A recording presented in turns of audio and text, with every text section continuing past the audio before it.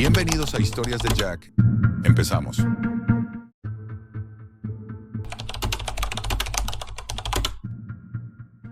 Nunca imaginé que mi vida cambiaría por completo con un solo clic.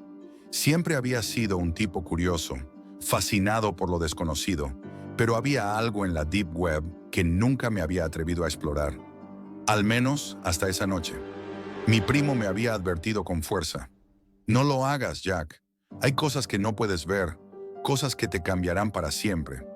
Pero, como cualquier joven insensato, no presté atención.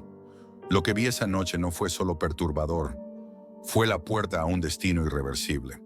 Todo comenzó con una conversación trivial. Había estado tomando unas cervezas con mi primo en su casa cuando, por casualidad, mencionó la Deep Web. Habló de foros oscuros, mercados de drogas y secretos inconfesables. ¿En serio crees en eso? Srenia, le pregunté riéndome. Es solo un mito urbano. Pero mi primo me miró serio, muy serio, y me dijo, Jack, no es un mito. Yo vi cosas allí, cosas que no deberían existir. A pesar de su advertencia, el deseo de ver por mí mismo era demasiado fuerte. Esa misma noche, en mi casa, me senté frente a mi computadora y descargué Tor, el navegador necesario para adentrarse en la Deep Web. No tenía ni idea de lo que iba a encontrar, pero la emoción y el peligro me resultaban irresistibles. Al principio, todo parecía trivial. Foros sobre hacking, comercio de drogas, videos de cosas perturbadoras, pero nada que realmente me interesara. De repente, algo llamó mi atención. Un enlace resaltaba en rojo brillante. No hay escapatoria, decía el título. Mi corazón latió con fuerza, pero algo dentro de mí me impulsó a hacer clic. La página se cargó lentamente, y cuando apareció el video, sentí un escalofrío recorrer mi espalda. Lo que vi no era un simple video, era en vivo. La cámara enfocaba a una mujer, desnuda, atada a una silla. Su rostro era pálido, sus ojos vidriosos y su cuerpo demacrado por el hambre y el agotamiento. Parecía estar atrapada en una pesadilla interminable. En la esquina superior derecha de la pantalla, un cronómetro contaba el tiempo. 3 días, 6 horas, 48 minutos. Mi primer pensamiento fue que debía ser un montaje, un video diseñado para asustar a los incautos. Pero algo en los ojos de la mujer me decía que no era así. Era real. La mujer no hablaba, no pedía ayuda. Su mirada parecía perdida, vacía, como si ya hubiera aceptado su destino. Sin embargo, el cronómetro seguía su curso, avanzando lentamente, marcando el tiempo que llevaba en ese lugar. Cada segundo que pasaba, la inquietud en mi pecho aumentaba. Quise cerrar la página, huir de ese lugar, pero algo me mantenía allí. ¿Qué era este experimento? ¿Por qué no me lo había encontrado antes? ¿Quién estaba detrás de todo esto? Con el paso de los minutos, las cosas se fueron volviendo aún más oscuras. Vi cómo el cronómetro avanzaba, y con él, la mujer empezaba a perder lo poco de humanidad que le quedaba. Su cuerpo temblaba, su respiración se hacía más entrecortada, pero sus ojos, esos ojos vacíos, no dejaban de mirarme, como si supiera que yo la observaba. Un escalofrío me recorrió por completo. Entonces, algo inexplicable ocurrió.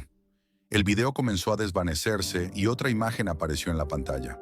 Esta vez no era la misma mujer, pero el escenario era el mismo. Una habitación oscura, una silla, un cuerpo atado. Un nuevo cronómetro comenzó a contar. 2 días, 12 horas, 5 minutos. Esta mujer parecía estar en peores condiciones. Su piel, aún más pálida que la anterior, estaba marcada por cicatrices y heridas, y sus ojos no tenían ni el vestigio de esperanza que había visto en el primer video. De repente, algo en el video cambió. En la esquina inferior derecha de la pantalla, una pequeña leyenda apareció. Lo que has visto ya no tiene vuelta atrás. Eres parte del experimento. Mis manos temblaron y un sudor frío recorrió mi espalda. ¿Qué significaba eso? ¿Cómo podía estar involucrado en algo tan macabro solo por mirar un video? Intenté cerrar la página, pero algo me lo impedía. El cronómetro seguía avanzando y el pensamiento de que yo también estaba siendo observado me paralizó. Fue como si el sistema me hubiera marcado de alguna manera. La sensación de estar siendo observado, la paranoia, comenzó a apoderarse de mí. como si los creadores de este experimento pudieran saber lo que pensaba, lo que sentía. No había forma de escapar. Mi mente empezó a dar vueltas. ¿Por qué estas mujeres estaban allí? ¿Qué les pasaba? Los videos no parecían tener un fin. En algunos casos, las mujeres simplemente desaparecían del cuadro y otro cronómetro comenzaba. Los rostros eran siempre diferentes, pero el patrón seguía igual. Una persona, atrapada, vigilada, observada. Un experimento sin final, una serie de torturas psicológicas sin remedio. Decidí no regresar. Eliminé el navegador, borré todo rastro de la Deep Web en mi computadora. Pensé que eso pondría fin a todo, pero estaba equivocado. Esa noche, al intentar dormir, mi teléfono vibró. Era un número desconocido. Lo ignoré. Pero al instante, un mensaje de texto apareció. Ya lo sabes, te estamos observando. El miedo se apoderó de mí. No era una broma, no era una coincidencia, era real. Me sentí como un animal atrapado, mirando cómo se acercaba la jaula que me rodeaba. El experimento no había terminado. Poco después, comencé a notar cosas extrañas. En las ventanas de mi casa siempre había algún reflejo, como si alguien estuviera observando desde el exterior. Recibí más mensajes, llamadas perdidas, correos electrónicos con extraños archivos adjuntos. Siempre la misma sensación de ser vigilado. El peor de los miedos comenzó a tomar forma. No solo me estaban observando, sino que había algo mucho más siniestro detrás de todo esto. En una de mis incursiones involuntarias, descubrí más sobre el experimento. La no escapatoria no era un solo caso aislado. Era un ciclo, una red que conectaba a miles de víctimas, cada una siendo parte de un sistema que los atrapaba sin remedio. Ellos querían experimentar, querían ver hasta dónde podía llegar una persona antes de que su mente se quebrara. No había límite, no había fin. Recibí otro video. Esta vez la mujer no estaba atada, pero estaba en un estado aún más aterrador. Su cuerpo había sido alterado de maneras indescriptibles, y su mirada era la mirada de alguien que había perdido toda esperanza. En la esquina, nuevamente, apareció el cronómetro. 3 días, 4 horas, 55 minutos. La mujer había sido el objeto de una tortura mental y física tan grande que su alma parecía haberse ido. Y entonces el mensaje llegó. Estás dentro del ciclo, ya no hay forma de salir. Poco después me di cuenta de algo aún más aterrador. Yo ya no era solo un observador. El experimento me había consumido por completo. Había sido marcado parte de algo mucho más grande, un ciclo interminable de sufrimiento, del cual no había escape. No importa lo que haga ahora, no importa cuán lejos intente huir, las huellas que dejé en la Deep Web son las cadenas que me atan. El cronómetro sigue contando, y yo sigo siendo parte del experimento.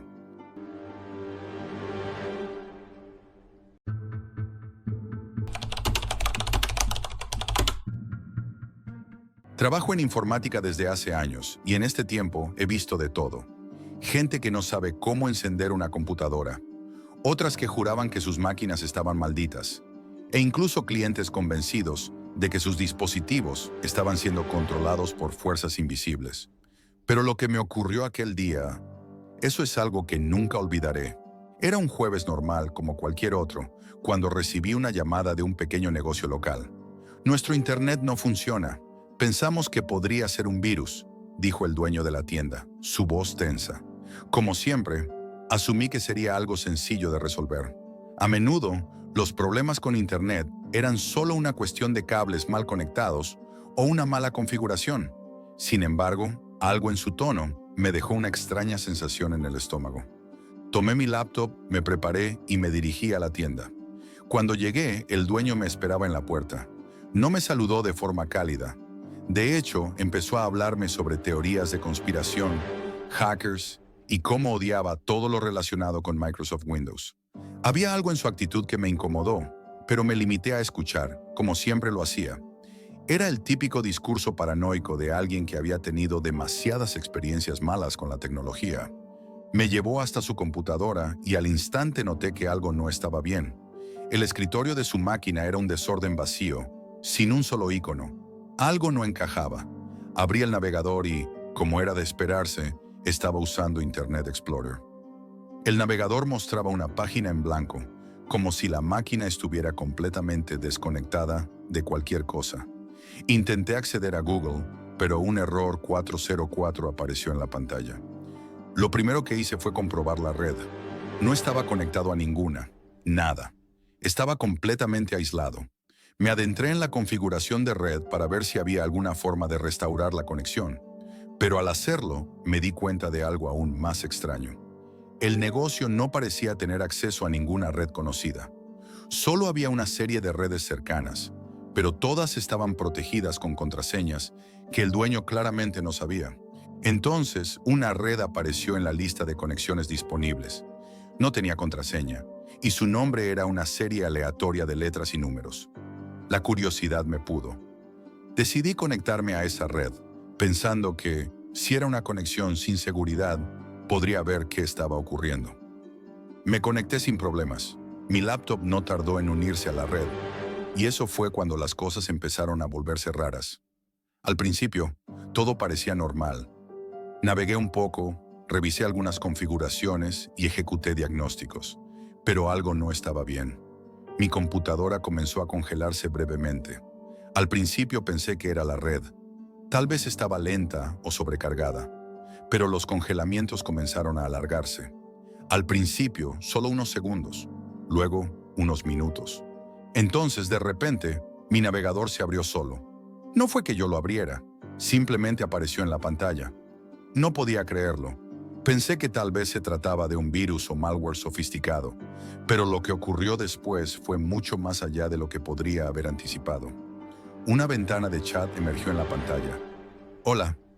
Me quedé paralizado. Estaba mirando la pantalla, sin saber qué hacer. ¿Era un virus? ¿Un troyano? ¿Un hacker controlando mi equipo? Pero la ventana continuó. Quiero hablar contigo. Mi corazón latía con fuerza.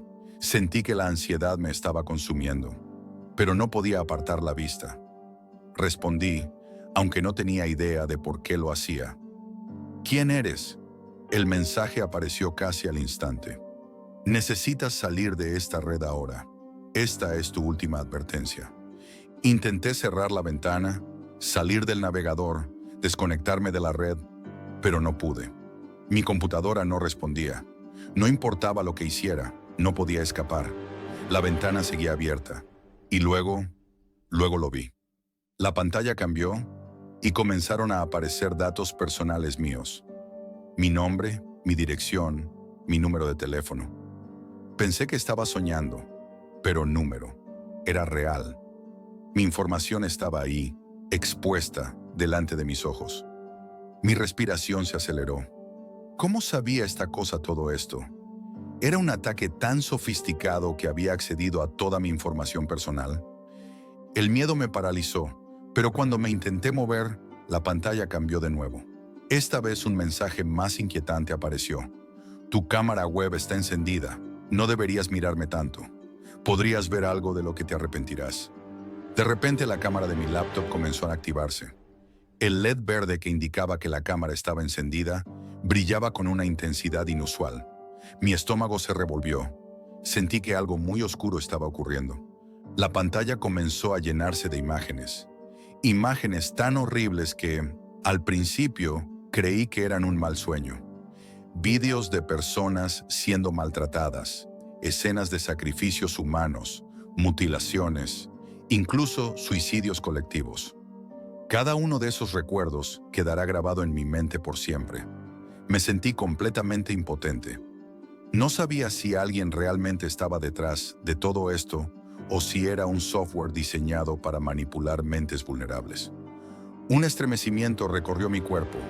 Los vídeos no solo me traumatizaron, sino que, de alguna manera, sentí como si los estuviera viviendo. El dolor y el horror eran tan intensos que mi cuerpo no podía procesarlo. Comencé a sudar, a temblar. Intenté desconectar mi laptop de la red, pero no podía. Nada funcionaba. De repente, una idea me atravesó la mente. ¿Y si lo que estaba viendo era una advertencia? ¿Qué pasaría si alguien en algún lugar estaba observándome? ¿Controlándome?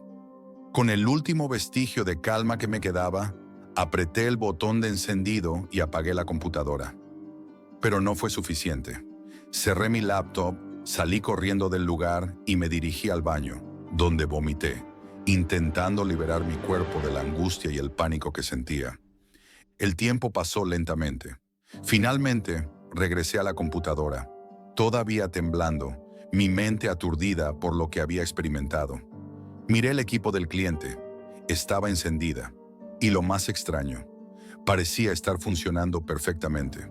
El propietario regresó, sin saber nada de lo que había ocurrido. «Gracias por arreglar la conexión a Internet», dijo con una sonrisa. Solo asentí con la cabeza, sin decir palabra. Tomé mi laptop, la guardé en mi maletín y me fui de la tienda sin mirar atrás. No he vuelto a conectar a una red abierta desde entonces.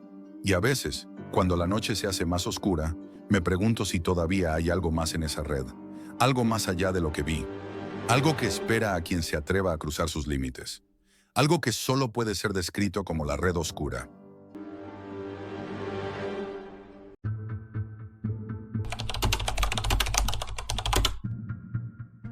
La oscuridad de la Deep Web nunca fue un misterio tan grande como el que despertó en mí esa noche. Éramos jóvenes, estudiantes en nuestra primera etapa universitaria, con la cabeza llena de sueños y deseos de descubrir todo lo que el mundo tenía para ofrecer, especialmente en el ámbito digital. El lado oscuro de la red nos atraía, nos seducía con la promesa de secretos prohibidos, de una verdad oculta que pocos osaban explorar. Nos decían que tuviéramos cuidado, pero a veces el peligro tiene un encanto que no puedes rechazar. No lo entendíamos entonces, pero el precio por nuestra curiosidad sería más alto de lo que podríamos haber imaginado. Sergio, uno de mis amigos más cercanos, era el más experimentado. En un mundo digital, él era el líder. Sabía cómo navegar por los rincones más oscuros de la web, y todos le teníamos una especie de respeto, aunque también una inquietante admiración por su vasto conocimiento. Aquella tarde, cuando nos invitó a su casa para mostrarnos algo impresionante, no sabíamos que, al aceptar, estábamos ya en el umbral de un abismo del que no podríamos regresar. La casa de Sergio era todo lo que uno podría esperar de alguien tan peculiar. Sus padres, artistas, siempre estaban envueltos en un aura de creatividad y libertad. La decoración era una mezcla de lo inquietante con lo hermoso. Cuadros surrealistas, esculturas extrañas, un sinfín de arte que parecía querer comunicarse con la mente más allá de lo visible. No me sentía completamente cómodo allí, pero la curiosidad me empujaba a quedarme. Nos recibieron con amabilidad, como siempre, y nos ofrecieron pizza antes de que nos subiera a la habitación de Sergio para ver algo que cambiaría nuestra visión del mundo. Nos sentamos frente al ordenador, un equipo algo anticuado, pero suficiente para lo que planeábamos hacer. Sergio estaba más emocionado que nunca, y su entusiasmo era palpable. Su sonrisa, algo forzada, me hizo preguntarme si realmente estaba preparado para lo que iba a suceder. Mientras iniciaba Tor, el navegador que nos permitiría acceder a lo que muchos solo susurraban en foros oscuros, vi algo extraño en sus ojos, como si ya supiera lo que iba a pasar, como si ya estuviera disfrutando de algo que nosotros aún no entendíamos. Pero esa sensación de inquietud se desvaneció rápidamente, porque éramos jóvenes, y nuestra curiosidad tenía más peso que cualquier temor. Sergio comenzó a navegar con rapidez, abriendo páginas y cambiando de sitio. Todo parecía normal, dentro de lo que cabía esperar en esos rincones de Internet que se alimentan de lo prohibido. De repente copió una URL que había encontrado en un archivo de texto y la pegó en la barra de búsqueda. La página cargó y fue entonces cuando todo cambió. El sitio que apareció ante nosotros no era solo perturbador, era horrible. Mi piel se erizó al instante. Frente a nosotros, la pantalla mostraba lo que solo habíamos oído en historias de terror, pero nunca creímos que fuera real. Una Red Room en vivo. Los foros y leyendas hablaban de ello, pero nadie que conociera su existencia había sido tan valiente como para confirmarlo. Ahora yo lo estaba viendo con mis propios ojos, y todo mi cuerpo reaccionó con un miedo visceral. «Sergio, sal de ahí», le dije, mi voz apenas un susurro, pero él no respondió. Estaba tan absorto en lo que veía que no parecía escucharme. Mi corazón comenzó a latir con fuerza. En la pantalla, un hombre vestido de negro, cubierto de pies a cabeza con un traje de cuero, estaba torturando a una mujer. El sonido del sufrimiento de la víctima estaba distorsionado, pero se sentía en el aire, como si el miedo pudiera atravesar la pantalla. La mujer, atada a una silla, luchaba contra el dolor mientras el hombre sonreía, disfrutando de cada momento. No podía mirar, pero no podía apartar los ojos. La sensación de impotencia y horror me hizo sentir como si estuviera participando en un acto macabro, incluso sin moverme. Tomás, mi otro amigo, se quedó paralizado, sus ojos fijos en la pantalla. ¿Es esto real?, susurró, como si no pudiera creer lo que veíamos. Intenté mirar a Sergio, esperando que tomara el control, pero él estaba absorto. Y entonces, algo aún más extraño ocurrió. Sergio escribió algo en el chat, una pregunta que parecía completamente fuera de lugar. ¿Pizza? Era tan surrealista que me quedé sin palabras. Miré a Tomás, quien parecía igual de confundido. ¿Pizza? ¿En serio? No podía entender cómo podía escribir algo tan trivial mientras estábamos observando un asesinato en vivo. Pero Sergio simplemente respondió: sí, claro, tengo más pizza después. Fue como si nada estuviera ocurriendo, como si todo fuera parte de algún juego extraño que no entendíamos. Fue entonces cuando oímos los golpes en la puerta. El sonido resonó en la habitación, como si la realidad se hubiera detenido por un instante. Tomás se levantó y abrió la puerta sin saber lo que le esperaba. Al otro lado, no estaban los padres de Sergio como pensábamos. Estaba él, el hombre del traje negro, acompañado de los padres de Sergio, que ahora se veían completamente diferentes. Ya no eran las figuras amables y creativas que conocíamos. Sus ojos estaban vacíos, fríos, y sus sonrisas desfiguradas. El hombre de negro entró sin decir una palabra, y la habitación se llenó de una tensión espesa, casi palpable. Antes de que pudiera reaccionar, sentí una presión sobre mi rostro, un pañuelo con un aroma extraño que me nubló la mente. La oscuridad llegó tan rápido que ni siquiera pude gritar. Cuando desperté, no estaba en la habitación de Sergio. Estaba en un lugar completamente desconocido. Las luces rojas me cegaron. El aire era denso, impregnado con el olor a metal. Me di cuenta de que estaba atado. Mi cuerpo entero estaba envuelto en cinta adhesiva, inmovilizado. No podía moverme ni hablar. Miré a mi lado y vi a Tomás, también atado, con el terror reflejado en su rostro. Pero lo que más me aterrorizó no fue el lugar en el que estábamos. Lo que me hizo el corazón latir con más fuerza fue lo que vi más allá de nosotros. En la mesa había instrumentos quirúrgicos, cuchillos, agujas, objetos que nunca querría ver de cerca. Y lo peor de todo era el cadáver, el cuerpo sin cabeza de la mujer que habíamos visto en la pantalla, ahora real frente a mí, sus ojos vacíos mirando hacia arriba. Antes de que pudiera asimilar todo, el hombre de cuero negro apareció nuevamente, su rostro cubierto por una máscara, su mirada fría como el hielo. En sus manos, un cuchillo enorme que brillaba bajo las luces rojas. Avanzó lentamente hacia nosotros, y mi estómago se encogió. No sabía qué iba a hacer, pero una parte de mí ya sabía que nada de lo que estaba pasando tenía sentido. El miedo me paralizó. El hombre se acercó a mí, y cuando estuvo justo frente a mí, me deslizó el cuchillo cerca del cuello. No era un corte, no aún, era como una amenaza, un recordatorio de que nuestra vida estaba en sus manos. De repente, algo hizo clic en mi mente. Estábamos siendo parte de un juego macabro en el que nuestras vidas no valían nada. Tomás trató de liberarse, pero el hombre simplemente lo ignoró. El teléfono móvil que tenía en su mano mostraba una votación en pantalla. No entendí en ese momento qué significaba, pero algo me dijo que era una decisión fatal. Sin darme tiempo para procesarlo, el hombre se lanzó hacia Tomás y comenzó a apuñalarlo con una rapidez sobrecogedora.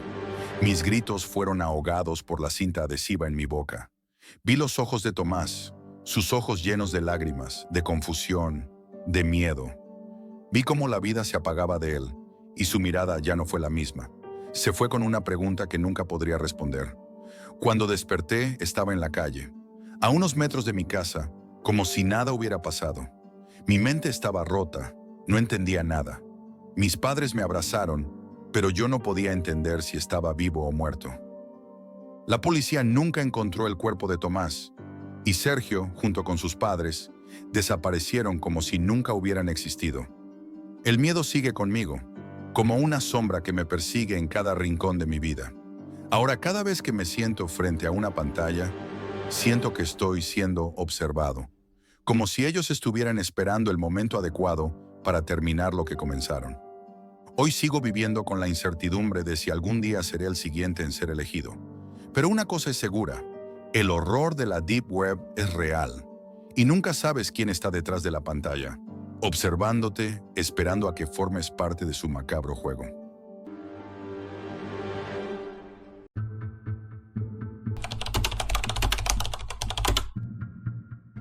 Nunca imaginé que un simple día, como cualquier otro, se convertiría en la peor pesadilla de mi vida. No soy el tipo de persona que busca problemas, ni mucho menos me considero aventurero. Siempre he sido el callado, el que prefiere observar desde las sombras. Mientras otros hacían ruido y se lanzaban a lo desconocido, yo me mantenía al margen, sin llamar la atención. Siempre fui el chico tímido, el que miraba al suelo en cada reunión social. Pero lo que me ocurrió, lo que hice aquella noche, me perseguirá para siempre. Era un día cualquiera, en el almuerzo con mis compañeros, cuando Jason, un tipo extrovertido, se acercó a nuestra mesa. Le decían el loco por sus historias. Siempre hablaba de cosas extrañas, perturbadoras, pero nunca imaginé que llevaría las cosas tan lejos. Estaba hablando de algo llamado Deep Web, un rincón oscuro de Internet del que había escuchado un par de veces, pero nunca supe realmente qué era. Jason, como si nada, comenzó a relatar sus descubrimientos. Hablaba de filtraciones del gobierno, asesinos a sueldo y videos tan grotescos que me sentí incómodo solo al escucharle. Pero había algo diferente en él esa vez, algo que me dio una pequeña chispa de curiosidad.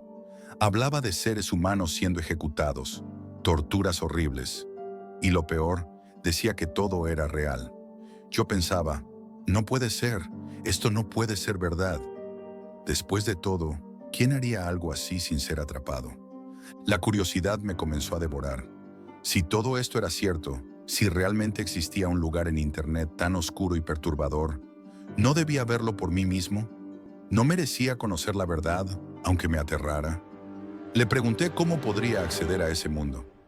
Jason, con esa confianza que lo caracteriza, me explicó que para adentrarme en la Deep Web, debía usar un navegador especial llamado Tor, que ofrecía anonimato total. Me dijo que también debía desactivar los scripts y Flash Player para no dejar rastro. Parecía sencillo, casi lógico. Como un idiota, acepté sin pensarlo demasiado. Esa noche, después de la escuela, llegué a casa con la mente llena de preguntas. Fui directo a mi habitación, mi corazón palpitando con fuerza. Sabía lo que iba a hacer, pero a la vez temía lo que podría encontrar. Encendí mi laptop y comencé a investigar. Instalar el navegador Tor fue lo más sencillo. Estaba listo para lo que Jason había prometido, una ventana a lo desconocido. Recuerdo el momento exacto cuando, después de horas de búsqueda, me encontré frente al primer enlace. Era extraño, el formato de los sitios era completamente diferente. Solo letras y números aleatorios. No sabía qué esperar, pero la excitación me nubló el juicio. Haciendo caso omiso de cualquier duda, empecé a hacer clic. Un grave error. La pantalla de mi laptop se llenó de imágenes que jamás imaginé ver. No era un simple video sensacionalista como los que a veces me mostraba Jason. No, esto era real. La crudeza de lo que vi me hizo temblar. Cuerpos mutilados, gritos de desesperación, niños siendo abusados, personas torturadas. Mi estómago se revolvió. El miedo se apoderó de mí. Intenté cerrar las pestañas rápidamente, pero algo extraño ocurrió. La última pestaña, la más inquietante, no cerraba. No importa cuántas veces intentara hacer clic en el botón de cierre, no funcionaba. Fue entonces cuando la pantalla se oscureció y apareció un video. Un hombre, vestido con una máscara extraña, me miraba fijamente. Sus ojos desorbitados, llenos de sangre. No era un simple actor. Había algo profundamente perturbador en su mirada. Su presencia en la pantalla me heló la sangre. Pero lo peor estaba por venir. Las luces parpadearon, y al fondo, en la oscuridad, vi lo que me hizo dejar de respirar. Un niño pequeño, atado a una esquina, desangrándose por un golpe que parecía haberle dado una barra de metal. Mi garganta se cerró, pero no pude apartar la vista. El hombre, sonriendo con una mueca torcida, caminó hacia el niño y lo levantó. El horror me invadió. En ese momento, el pánico se apoderó de mí. Busqué desesperadamente algo en mi habitación para apagar la laptop, cualquier cosa que pudiera salvarme. Encontré un destornillador y justo cuando estaba a punto de desmontar el equipo, eché un último vistazo a la pantalla. El hombre había comenzado a escribir algo en la pared, con sangre, los números, una secuencia extraña que me heló por completo. Mi mano temblorosa tomó una captura de pantalla y con un grito ahogado arranqué la batería de la laptop. Caí al suelo, sin poder creer lo que acababa de presenciar. Todo aquello no podía ser real. Pensé que estaba soñando, que todo era una pesadilla, pero no lo era. Me sentía atrapado, como si algo me estuviera mirando, acechándome. Esa noche no pude dormir. Las imágenes seguían rondando mi mente. El niño, la máscara, los números. ¿Qué significaban esos números? No podía olvidarlos. Necesitaba respuestas. Así que decidí ir a la escuela al día siguiente con la foto de la captura. Jason, el loco, debía saber algo. Cuando le mostré la imagen, su rostro palideció. Su reacción me dejó paralizado. «Eso es tu dirección IP», dijo tembloroso. Mi estómago dio un vuelco. Mi corazón se detuvo. ¿Cómo? ¿Cómo era posible? Jason me había asegurado que estaba seguro, que nadie podría encontrarme. Había seguido sus instrucciones al pie de la letra. ¿Por qué no me había advertido de esto? La ansiedad me invadió. No pude evitarlo. Me fui al baño, vomitando, luchando contra el miedo que me asfixiaba. Pero lo peor estaba por suceder. Al llegar a casa, el aire estaba inusualmente denso.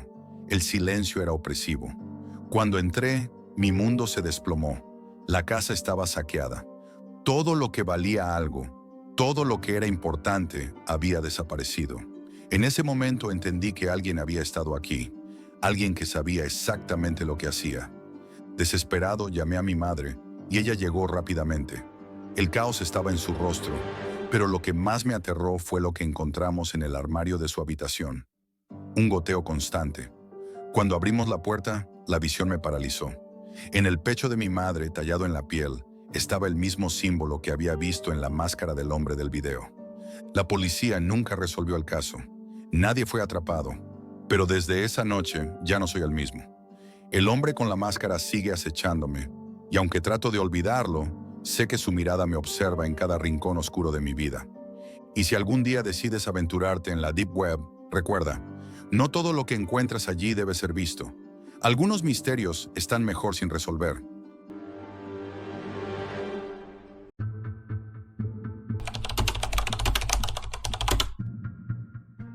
Cuando te cuente lo que sucedió aquella noche, no creerás que lo viví en carne propia.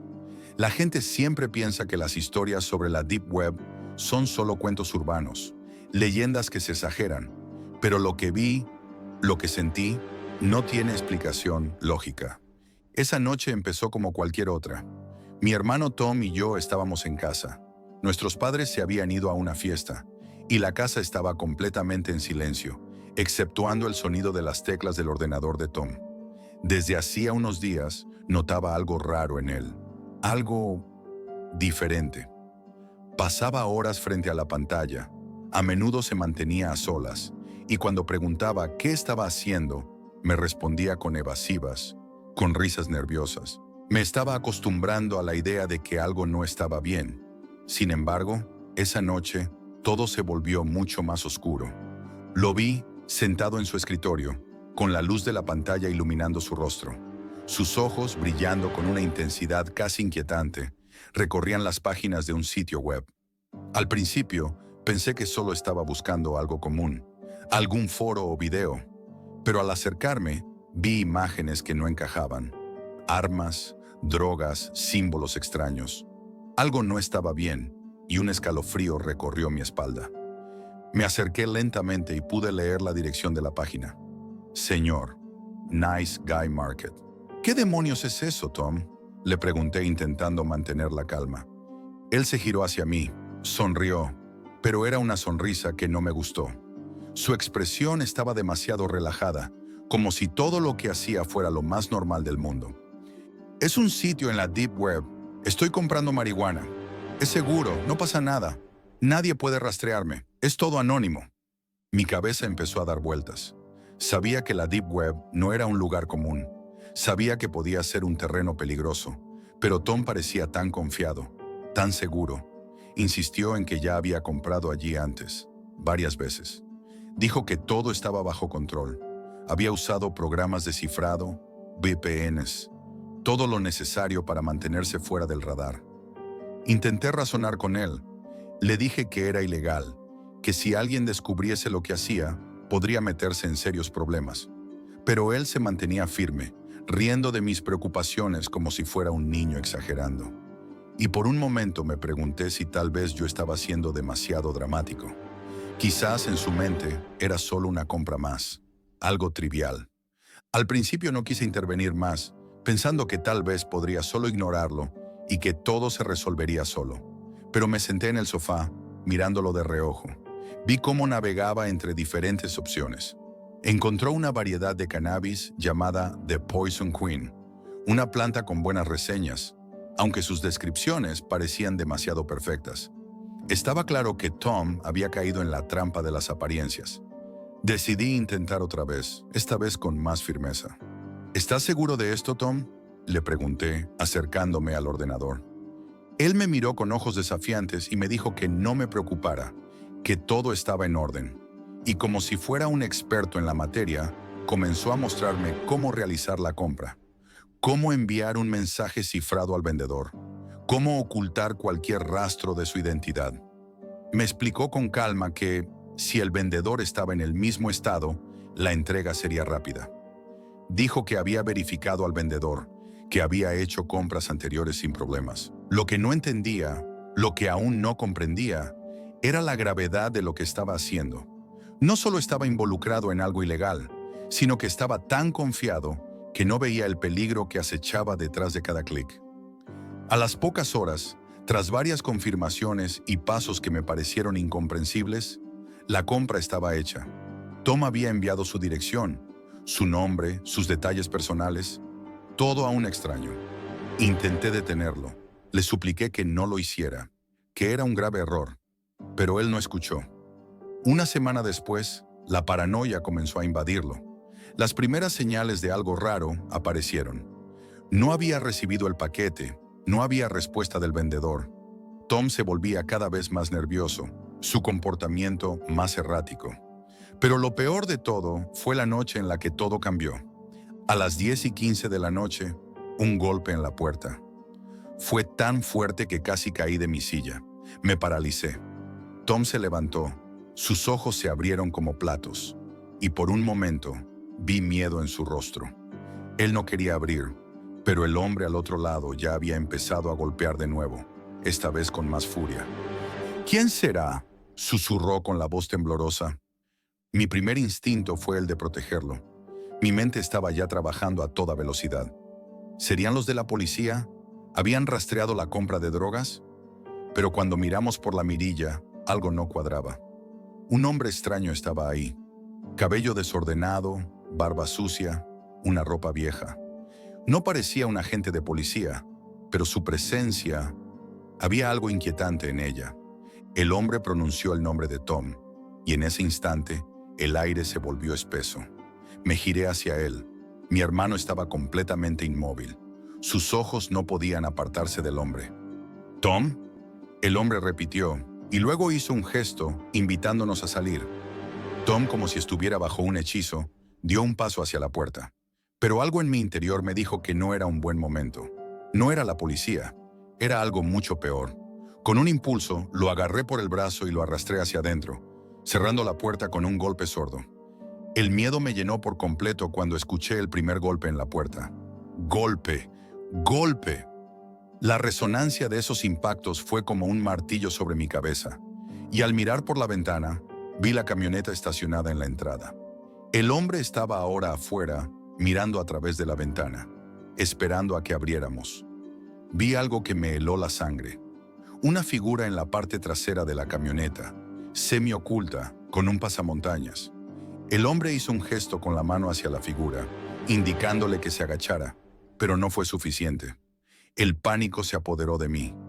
Tom ya había comenzado a retroceder hacia la puerta, y en ese momento lo supe. Algo no estaba bien.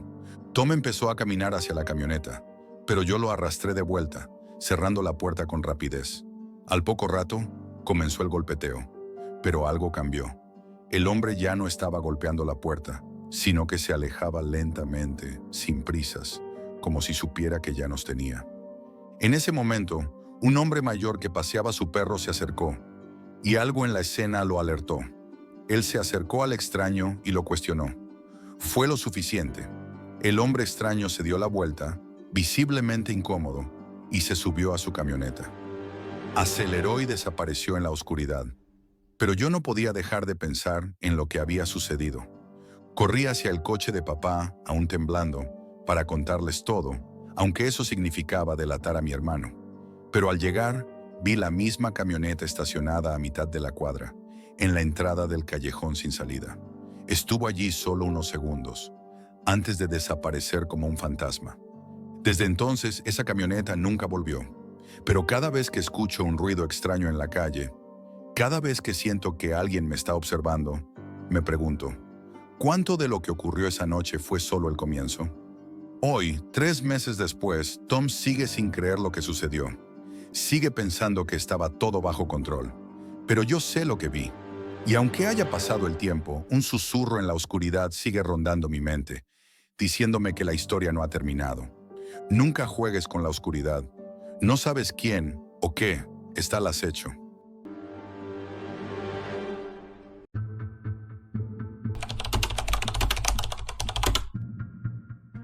Lo que voy a contarte es algo que aún no logro comprender por completo. Quizá lo escriba para desahogarme, o tal vez porque el miedo sigue acechándome, incluso 2 meses después de todo lo que ocurrió. Es extraño cómo algo tan aparentemente trivial se puede convertir en una pesadilla. Si algo he aprendido, es que la Deep Web nunca es solo un lugar de información o secretos. Es una dimensión paralela que guarda todo lo que los ojos comunes no deben ver. Y que una vez que cruzas esa línea, tu vida ya no es la misma. Desde que tenía 15 años, la programación y la tecnología se convirtieron en mi obsesión.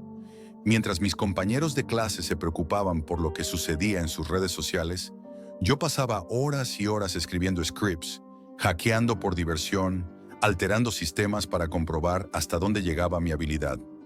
Nunca pensé que me metiera en algo que no pudiera manejar. Pero eso cambió cuando descubrí la Deep Web.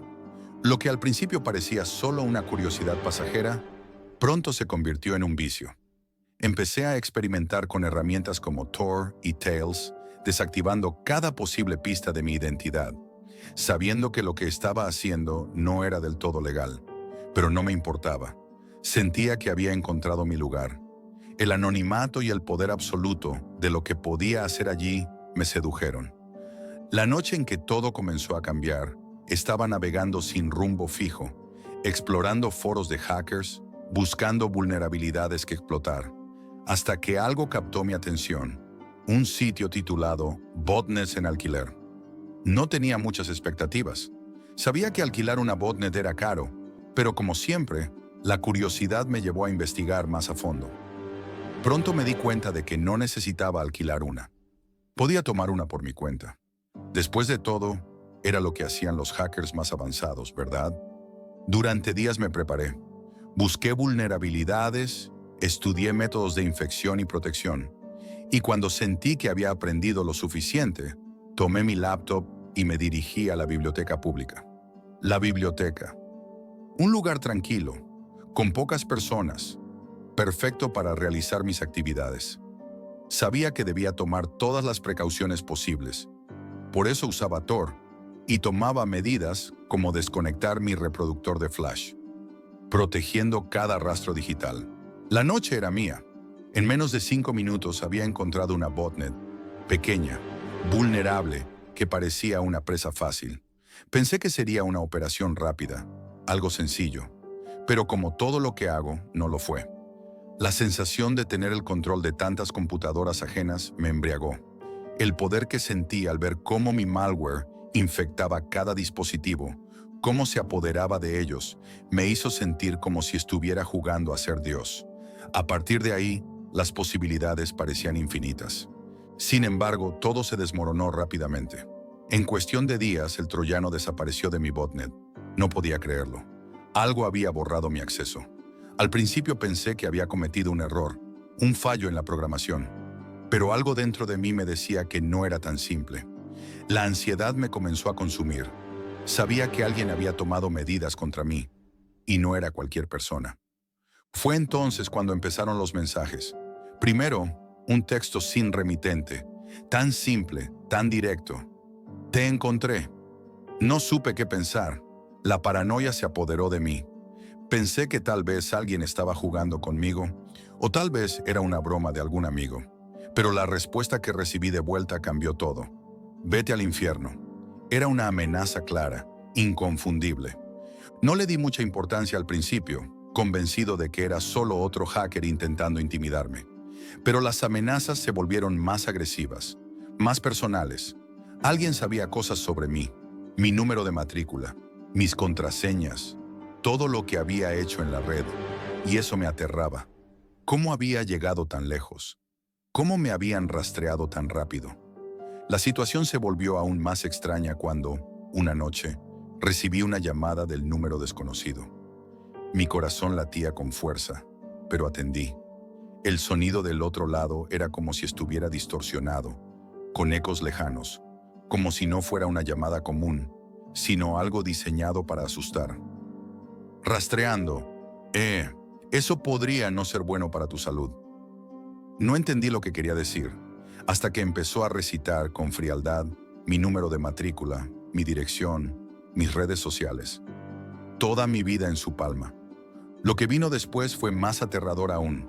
Salí corriendo del pasillo de la escuela, con mi amiga a mis espaldas, preguntándome qué estaba pasando. Pero lo peor no fue eso. Lo peor fue cuando llegué a mi coche, casi sin aliento, y vi una nota debajo del parabrisas. Decía: esta es tu última oportunidad. Déjalo ahora, o las consecuencias serán peores de lo que imaginas.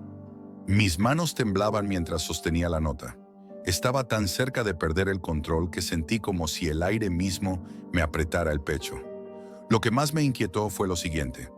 Esa persona tenía todo sobre mí, mi dirección, mis cuentas. Había cruzado una línea. Ya no estaba jugando a un simple juego de hacking. Mi vida real estaba siendo invadida. Al día siguiente, mi paranoia alcanzó su punto máximo. Decidí rastrear a esa persona. No podía dejarlo pasar. No podía simplemente rendirme. Me sumergí en la red una vez más, buscando cualquier pista que pudiera darme una idea de quién estaba detrás de esto. Pasé horas, días enteros, buscando en foros, investigando cada rincón de la web profunda, hasta que logré algo, una dirección IP. Esa IP me condujo hasta un punto remoto del norte de Canadá. Mi cabeza daba vueltas. ¿Era una broma? ¿Había encontrado algo que no debía? Pero la respuesta vino rápido. Recibí otro mensaje de texto.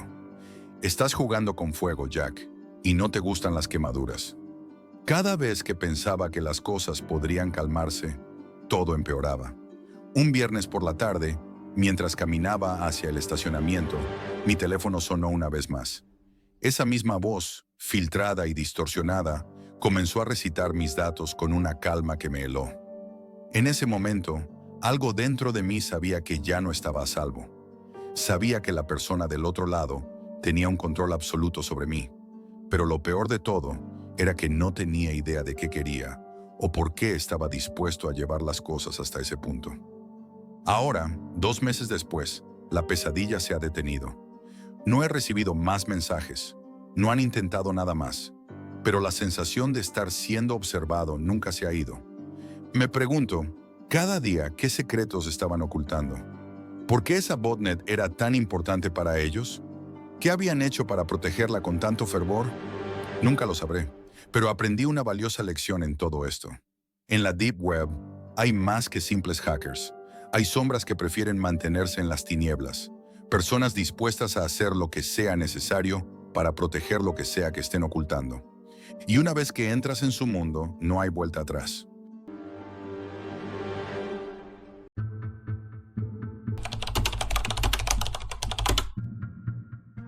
Sacar a la luz la verdad oculta de las personas poderosas no te convierte en un héroe. Tampoco te da una vida tranquila. Es más bien como caminar por una cuerda floja sobre un abismo de gente que preferiría verte caer. Por eso decidí que usar un seudónimo sería lo más seguro. En mis días en la gran red de medios, nunca imaginé lo que me iba a encontrar tras las bambalinas. Tenía el título, el cargo y todo lo que viene con él. Una oficina en el último piso, vistas impresionantes, un sueldo que muchos envidiarían. Pero las grandes cadenas, esas que te venden la verdad, dependen de patrocinadores, accionistas y sobre todo de mantener el status quo. Al principio, me sentí como un auténtico periodista, descubriendo, investigando, escribiendo. Un día me llegó un chisme, un concejal local, de esos que se jactan de su compromiso con la comunidad. Aceptaba sobornos a cambio de contratos. Pero no solo eso, el tipo parecía tener su propio pequeño imperio oculto, con propiedades, negocios y conexiones con gente bastante dudosa. Pasé semanas construyendo mi investigación, recopilando pruebas, grabando conversaciones en secreto, obteniendo correos electrónicos filtrados. Incluso logré filmar al tipo recibiendo un maletín lleno de dinero en una estación de tren. Todo estaba listo para ser emitido. La historia iba a ser un bombazo. Sin embargo, cuando finalmente lo llevé al editor, la respuesta fue inmediata. Lo siento, pero no podemos publicarlo, me dijeron. Hay implicaciones legales. Eso fue lo que dijeron. Por supuesto, su preocupación no era mi seguridad ni la verdad. Era proteger sus propios intereses. Lo entendí. Esos patrocinadores que apoyan la cadena también apoyan a los políticos corruptos. Así que la historia nunca vio la luz. Al principio me sentí impotente, pero no me detuve. Empecé a investigar otras historias, más pequeñas tal vez, pero igual de impactantes. Una de ellas fue sobre una gigante tecnológica. Esta empresa, que todos conocemos y usamos a diario, tenía una brecha de seguridad tan gigantesca que permitía a cualquier persona con malas intenciones acceder a la información personal de millones de usuarios. Contraseñas, direcciones, números de tarjetas de crédito. Todo estaba a la venta en la Deep Web. La cantidad de datos que se filtraron fue escandalosa. Lo peor es que lo sabían, pero lo ocultaron. Ellos mismos tuvieron que saber de la brecha, pero era más fácil seguir haciéndose de la vista gorda que perder miles de millones por un escándalo. De nuevo, tenía pruebas, documentos internos de la empresa, capturas de pantalla de ventas de datos, incluso testimonios de empleados que estaban dispuestos a hablar. Pero cuando lo llevé al equipo, me dijeron lo mismo. Lo siento, ¿esto podría causar pánico entre los usuarios? ¿Sabes lo que esto podría significar para los accionistas? Claro, todo se reducía a dinero. Lo que más me frustraba era que la verdad no importaba. Importaba proteger los intereses corporativos. Fue en ese momento cuando me di cuenta de que ya no podía confiar en nadie. De que para contar lo que realmente pasaba en este mundo, tenía que hacerlo solo. Me alejé de los medios tradicionales y comencé a trabajar de manera independiente.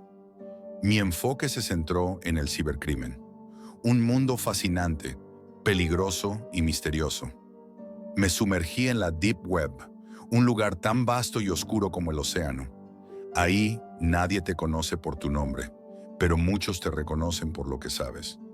Recorrí foros oscuros, sitios de intercambio de datos ilegales, mercados clandestinos de todo tipo de productos y servicios. Allí, entre todas las transacciones ilícitas y las redes de delincuentes, encontré algo que llamó mi atención. Un sitio llamado hauntedbazaar.com.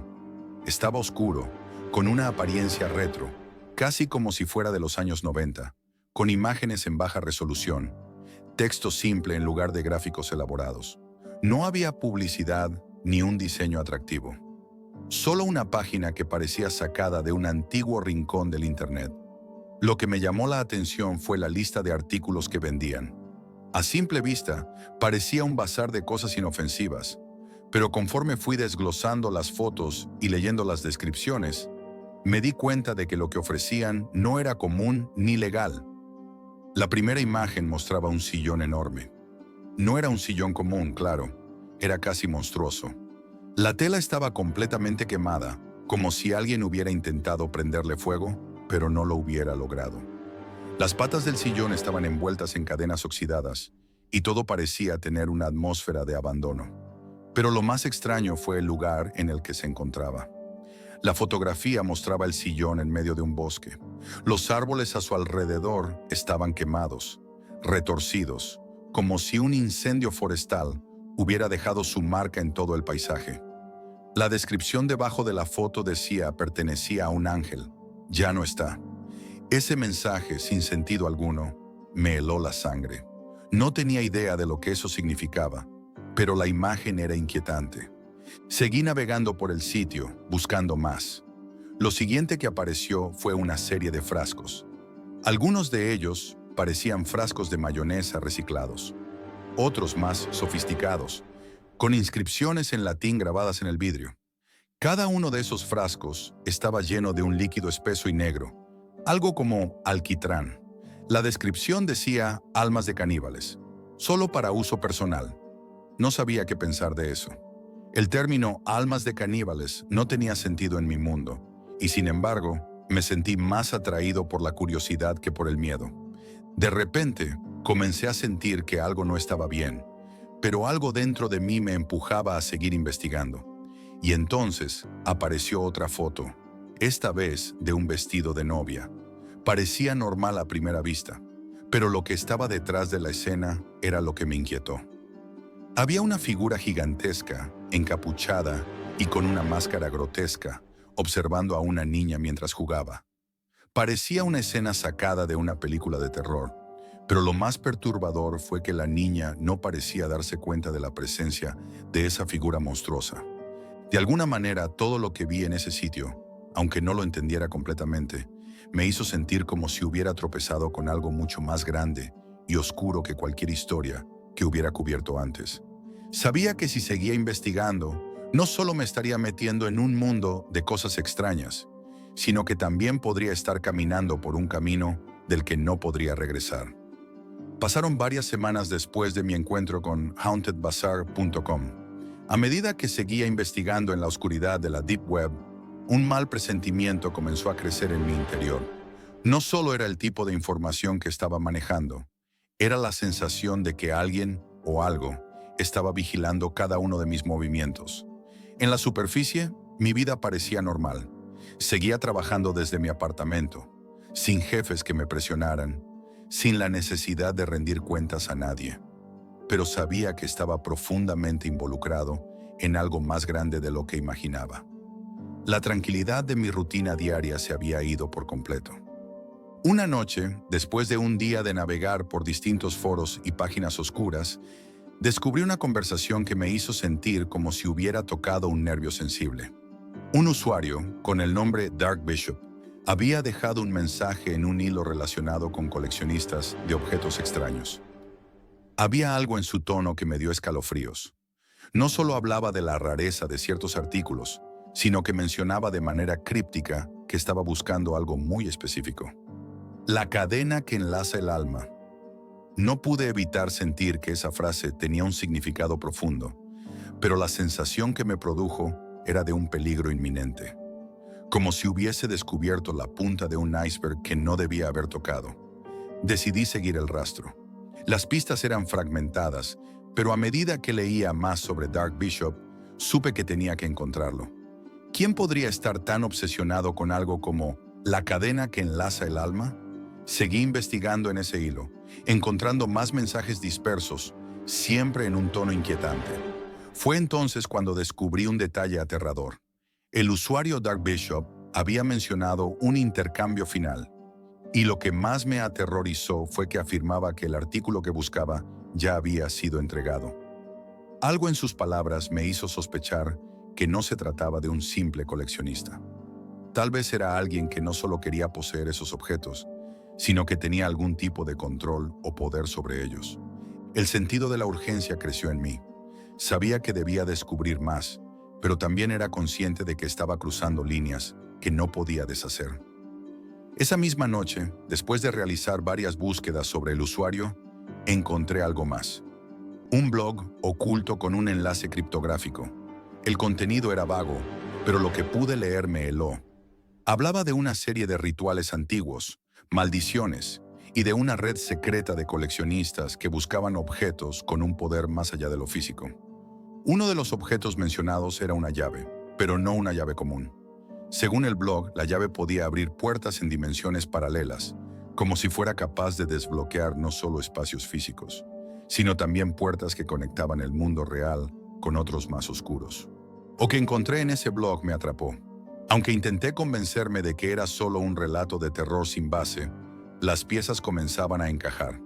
HauntedBazaar.com no solo era un mercado para artículos extraños, era un punto de conexión para algo mucho más grande y peligroso. Mientras investigaba más sobre esa llave mencionada, me encontré con un archivo que parecía ser una carta, escrita con una pluma vieja, casi ilegible. Decía lo siguiente: solo quien haya probado el sabor de la oscuridad puede comprender el poder que yace dentro de la cadena. La llave abrirá lo que ya no debe ser abierto. Aquel que desee encontrarla debe estar dispuesto a perder su alma. Esas palabras se quedaron grabadas en mi mente. La referencia a la cadena y la llave me hacía pensar que todo lo que había estado investigando estaba relacionado con algún tipo de poder antiguo. No podía dejar de pensar en Dark Bishop y sus intercambios. Algo me decía que estaba a punto de descubrir una verdad que no podría manejar. Pero mientras me sumergía más en esa investigación, algo mucho más aterrador ocurrió. Mi computadora comenzó a funcionar de manera extraña. Las ventanas del navegador se cerraban por sí solas, los archivos desaparecían y volvían a aparecer en lugares extraños. Y en varias ocasiones, una luz parpadeante apareció en la pantalla con un mensaje en texto simple: te estamos observando. Pensé que era algún tipo de broma o un software malicioso, pero la sensación de paranoia que empezó a invadirme no se podía ignorar. Una mañana, al salir de mi apartamento, me di cuenta de que algo aún más perturbador había sucedido. Había una figura en la acera, parado frente al edificio. Era difícil verlo claramente debido a la oscuridad de la mañana y la niebla, pero lo que más me llamó la atención fue la sombra que lo rodeaba. Era casi tangible, como si la figura fuera una extensión de algo oscuro y sombrío. Intenté no mirar demasiado, pero cuando pasé cerca escuché un susurro, como si me llamara por mi nombre. Intenté racionalizarlo. Quizás era solo alguien esperando el transporte o un vecino, pero no podía quitarme la sensación de que todo estaba conectado. Al regresar a mi apartamento, la computadora estaba encendida y lista para usarse, algo que no recordaba haber dejado así. Y entonces, al abrir mi correo electrónico, vi un mensaje sin remitente. Era solo un archivo adjunto. Lo abrí con cautela, sin saber qué esperar, y lo que apareció en mi pantalla fue una foto de mi rostro. No solo eso, también vi mi apartamento, desde un ángulo que solo alguien con acceso directo a mi entorno podría haber capturado. El mensaje que acompañaba la foto decía: ¿ya lo entiendes, Lucas? Este juego está por comenzar. Mi corazón se detuvo. No solo me estaban vigilando, me habían marcado como parte de algo mucho más grande y oscuro. Quien estuviera detrás de todo esto ya sabía mi nombre, sabía mi identidad y me estaba acechando. No pude soportarlo más. El miedo me consumió, pero la curiosidad también. ¿Qué era esta red de coleccionistas de lo oculto? ¿Qué era esa cadena que mencionaban? ¿Qué poderes? Esto es todo por hoy, amigos, y recuerden, la realidad siempre supera a la ficción.